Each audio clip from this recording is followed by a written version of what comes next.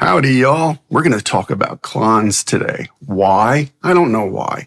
Because the fact of the matter is they're all super duper close to each other. I'm going to link below for those of you who haven't been here for more than 4 or 5 years. We did this massive shootout. And it was brought to our attention by Donna Rusk of Barefoot Pedals. He was like, hey, would you guys be interested? I'll send you everything I have and we'll get some other builders to send us pedals. This is way before anybody else did it. And when we went into a recording studio in a closed environment with a professional videographer, and everything was mic'd up and recorded direct into Pro Tools and synced to the video. We had the lead guitarist from Lone Star. We had Jack Silverman, who's one of the best jazz guitar players in Nashville. We had my bandmate, Gary Goodlow, amazing guitar player, amazing dude. And all three of them played through all of these Klons that were in a looper, in a true bypass looper. So I was switching them and they were going through all of them. What did we learn? They're all pretty bloody close. They're all really, really close. And this also pertains to Dumbles. There are probably more differences. Yeah, there's probably more differences in the Dumble pedals. Why? Because every Dumble amp was different. They were custom made for each customer. That's number one. Number two, there were different eras. There was the 70s era and the 80s era and even the 90s era. Although most people are familiar with the 70s and 80s era. There's the Steel String Singer, which was a clean, open amp. And then there was the ODS, the overdrive amp that was overdriven with more gain.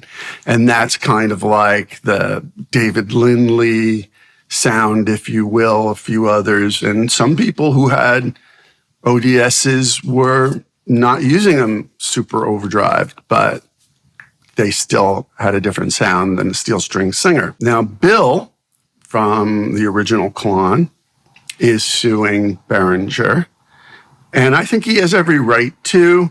The thing that might hurt him is that he didn't sue anybody else before this, although maybe Behringer deserves it in this case. If Howard Dumble were still alive, would he be suing any of these Dumble pedal makers?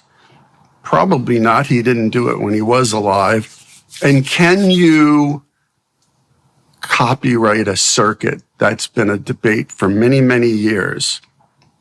So I don't know what the answer is. I support Bill's efforts to go after Behringer or anybody else that infringes on his circuit, though I don't know that you can copyright it.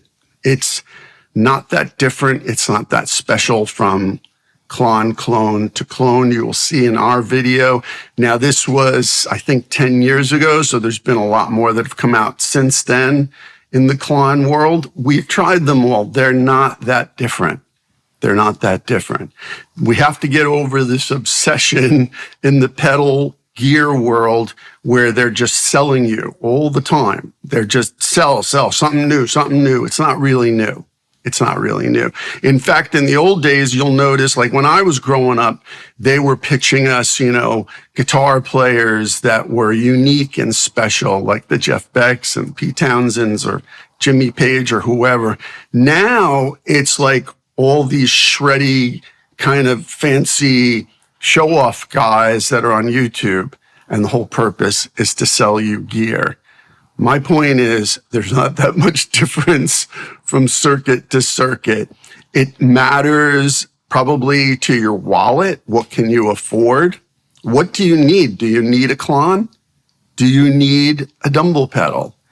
How much money do you have to spend? Maybe you just need a really good overdrive. What matters more is what sounds good with your amp. And I think that's really hard to tell through the speakers in the internet with data compression, etc. I mean, my advice is talk to your friends, talk to people who have tried stuff. That's why I'm on here trying to give you some advice and save you some money. Try whatever you can. I know there aren't that many music stores left that you can go in and try everything, because not every store carries everything, the ones that are left. But try to borrow things from your friends if you can, because everything is going to sound different with your amp. Or if you're using a modeler, that's even more different. I like modelers. I support the whole modeling thing. I think it's very efficient, especially if you're gigging. But the overdrives and boosts and Klons all sound different in that milieu as well. So try as much as you can. Do your homework. It's very important, whatever somebody through this medium is showing you, does it relate to your rig?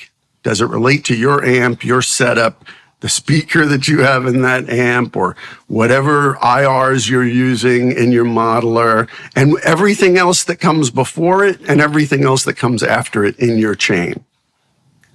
I'm just trying to save you some money here, but I would say that there aren't that many differences from Klon to Klon. There are small ones, and they're important. They're not, insignificant. Are they worth oodles of money?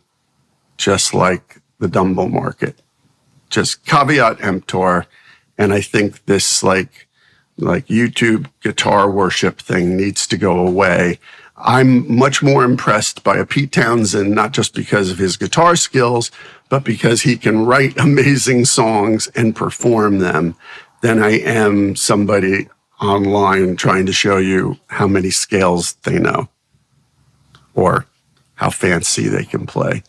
I've been around a lot of great studio players, as you know. I've been doing this a long time, and I've played with the best of the best, and none of them were showing off. They were all playing to the song. I think we need to get back to that. But anyway, yeah, so check out the Klon shootout we did 10, 12 years ago, and it's all relative. And if you have any questions, let me know.